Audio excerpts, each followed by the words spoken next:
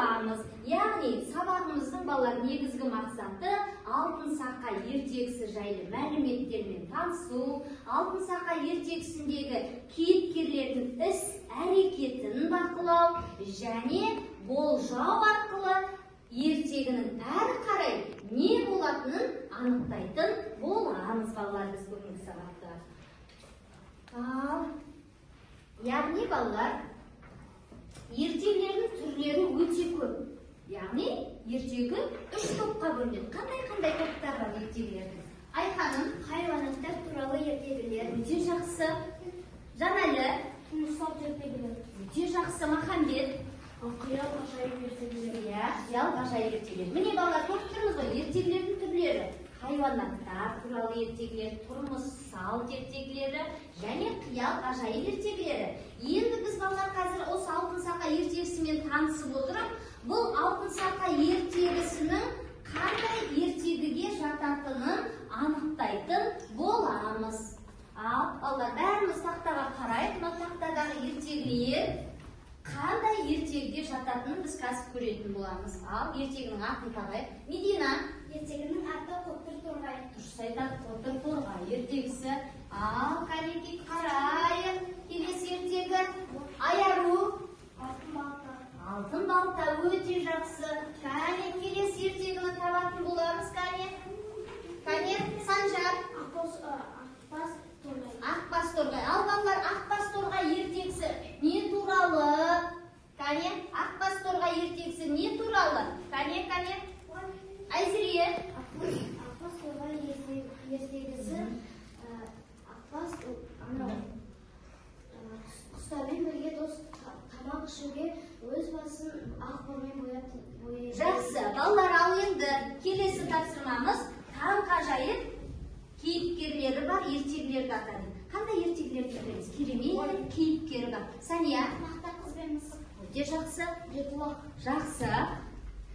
Ойын түпкі. Жақсы. Тағы Ахмедияр, Түлкі мен ешкі. Жеті қарға.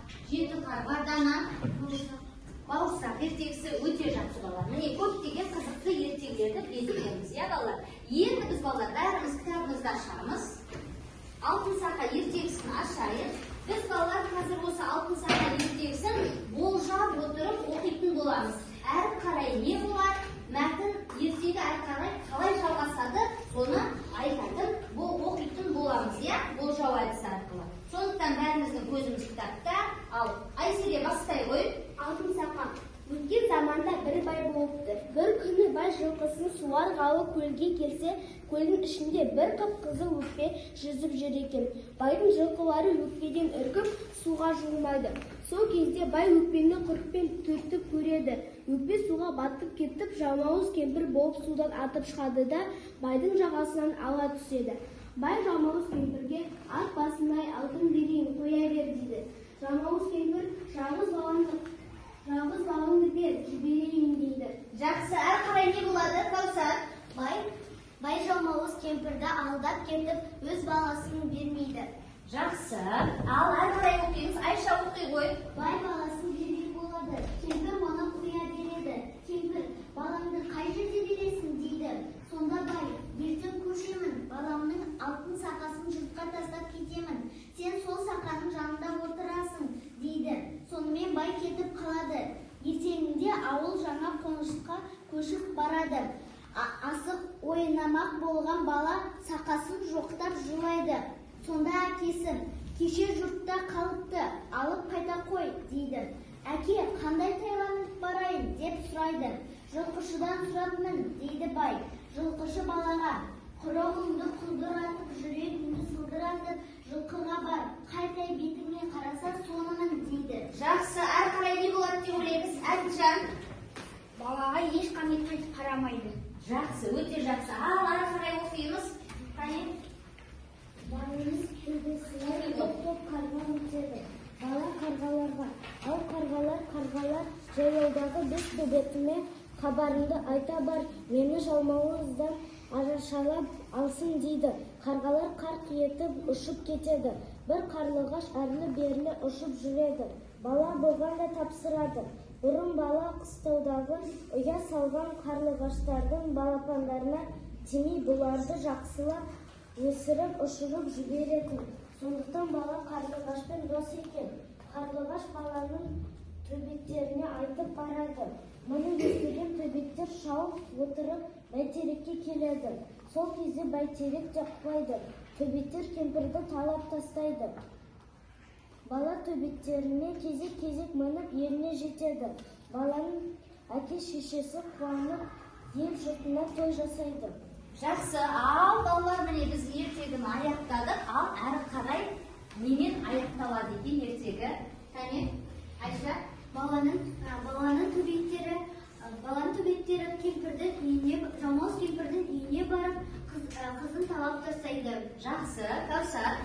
Бала енді өзінің бес төбеттерін, түлкілерін, қастарына бір жерге барса алып жүреді. Өте жақсы, Шұғыла. Бала кемпірдің үйін өртеп жібереді.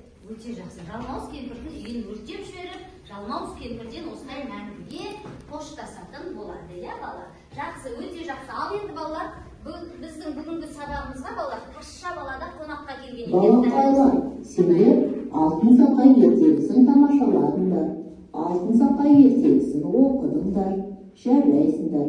Енді асықты таңдап, жасанды интеллектінің жасаған видеосын тауып, оқулықтан қай жерде жазылған екен айтып өтіңдер.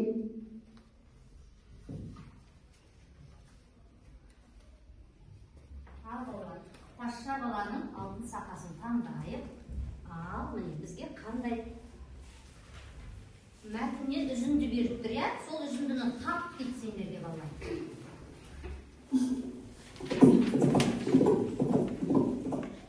Ал, осы тұсын тауып біз оқуымыз керек. Ахмедияр тауып оқи ғой.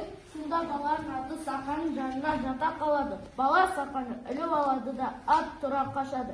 Кемпір қуады. Бала қашып келеді. Қуып жете алмайтын болған соң кемпір бір тісін жұлып алып атып жібергенде аттың бір аяғы жұлынып түсіреді. Жақсы, ал дұрыс екен, тыңдап көрейік. Сонда баланың аты сақаның жанына жата қалады. Бала сақаны іліп алады. Ат тұра қашады. Кемпір қуады. Ал дұрыс екен балалар? Дұрыс, иә. Келесі.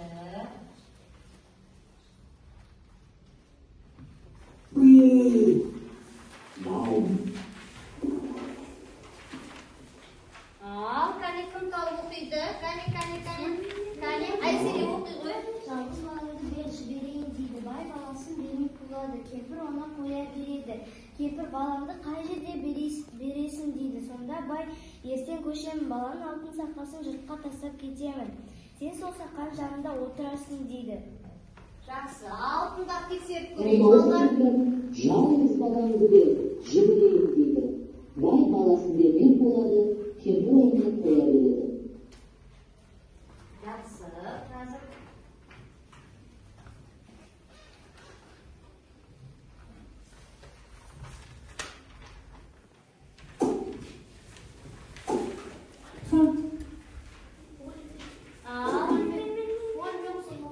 Ал Арлан оқи ғой.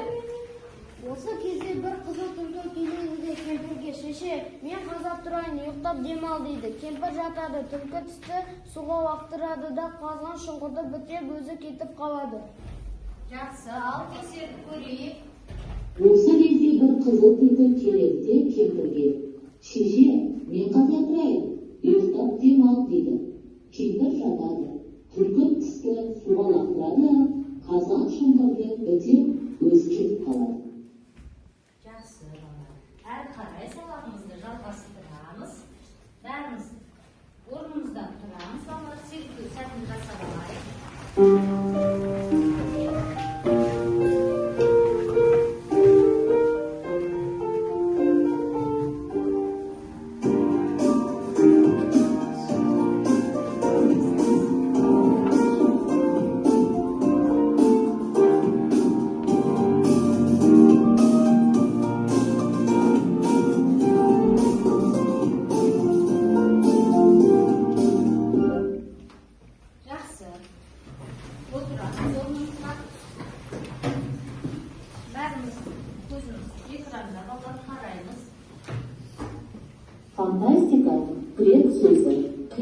өнері. Фантастикалық шығармада шындыққа жанаспайтын құбылыстар бейнеленеді. Оның кейіпкерлері қиындықтан аман-есен құтылып шыға алады. Қиял ғажайып ертегілердің оқиғасы фантазияға құрылады. Сонда балалар, біздің бүгінгі өтіп жатқан ертегіміз қандай ертегіге жатады балалар? Қиял ғажайып ертегісіне жатады. Сонда қиял ғажайып ертегісі өмірге қалай келеді екен? Кәне? Қиял ғажайып дегеніміз өмірде болмаған оқиғаны айтады. Иә, жақсы. Сонда адамның қиялдауынан туындайтын ертегіні қиял ғажайып ертегі дейміз. Алтын сақа қандай ертегі? Қиял ғажайып ертегісі. Бұны біз фантастика деп айтуымызға бола ма, балалар? Иә, фантастика деп айтуымызға болады. Ал енді балалар, міне мына жерге сіздерге топтық жұмыс берілген. Мына алтын сақаны басу арқылы әр топ өзіне қандай тапсырма берілгенін анықтай алады. Келе ғой.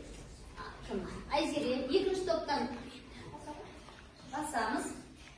Егер мен бала болсам, алтын сақаны жоғалтпас едім. Өйткені әрі қарай жалғастырамыз. Иә, келесі екінші топ. Егер мен түлкі болсам, баланы құтқарғаннан кейін. Иә, баланы құтқарғаннан кейін не істейсіңдер? Соны жазамыз. Егер кемпір болсам, жалғыз кемпірге жаратады. Жақсы, ал үш топқа тапсырма берілді. Топтық жұмыс. Тапсырманы жазамыз, орындаймыз. Үйлеріміз жазамыз.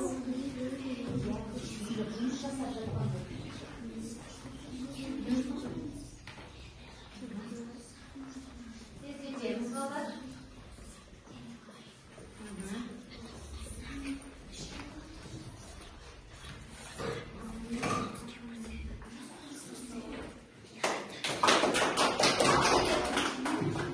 Келеміз бірінші топ. Мен баланың орнында болсам, алтын сақаны жоғалтпас едім. Өйткені ол менің әкемнің сыйлығы. Мен баланың орнында болсам, жалмауыз кемпір ұйықтап қалғанда түлкінің үстіне мініп қашып кетуші едім. Жақсы. Жақсы. Әрі қарай балалар, келесі бөліміміз балалар, осы мәтінге байланысты балалар тапсырмалар берілген. Қазір біз балалар мына жерде тұрған сақаларды басу арқылы қандай сұрақ берілгенін анықтайтын боламыз. Кәне, бірінші топтан келеміз.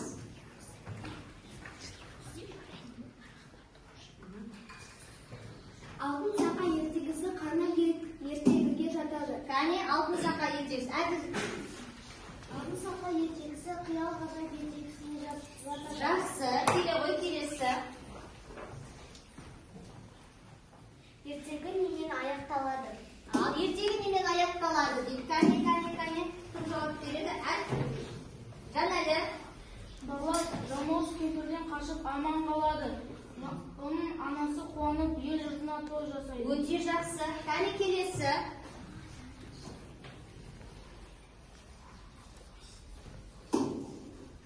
Баланың алтын сақасын қайда тастап кетеді? Баланың алтын сақасын қайда тастап кетеді дейді. Заңғар. Баланың алтын сақасын жұртқа тастап кетеді. Өте жақсы. Кәне келе ғой. Медина.